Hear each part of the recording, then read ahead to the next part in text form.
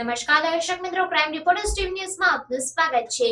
માત્ર 9 માસના સમયગાળામાં જ બનેલા રોડ રસ્તાની બદતર હાલત થતા નેત્રંગ ગ્રામ પંચાયતના વોર્ડ નંબર 7 ના મહિલા સભ્યએ રાજીનામું આપતા ચકચાર મચી જવા પામ્યો છે।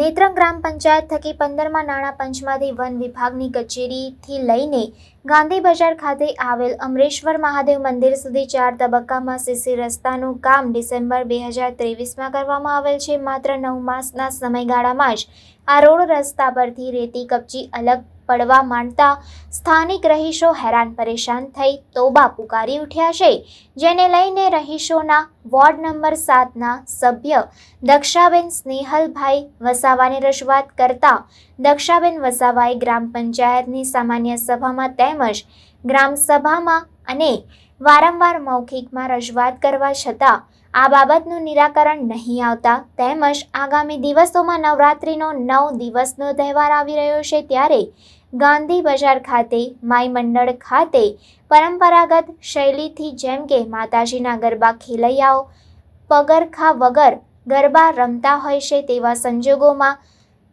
તકલાદી બનેલા આ સીસી રસ્તા ઉપર નકરી કપચી રોડ પર હોવાથી ગરબા રમનાર ખેલૈયાઓને નડતરરૂપ હોય, જેને લઈને સ્થાનિક રહીશો થકી ગ્રામ પંચાયત ખાતે વોર્ડ નંબર 7ના મહિલા સભ્ય દક્ષાબેન સાથે જઈને તલાટી કમ મંત્રી હેલીબેન ચૌધરીને આવેદનપત્રની સાથે તેઓએ વોર્ડ સભ્ય પદેથી રાજીનામું આપી દેતા ચકચાર મચી જવા પામી છે। સ્થાનિક રહીશોએ આવેદનપત્રની કોપી તાલુકા વિકાસ અધિકારી નેત્રંગ, જિલ્લા વિકાસ અધિકારી ભરૂચને કરી યોગ્ય ઘટતું કરવાની તેમજ તપાસની માંગ કરી છે। Reporter Vijay Vasava, crime reporters TV news, Netrang.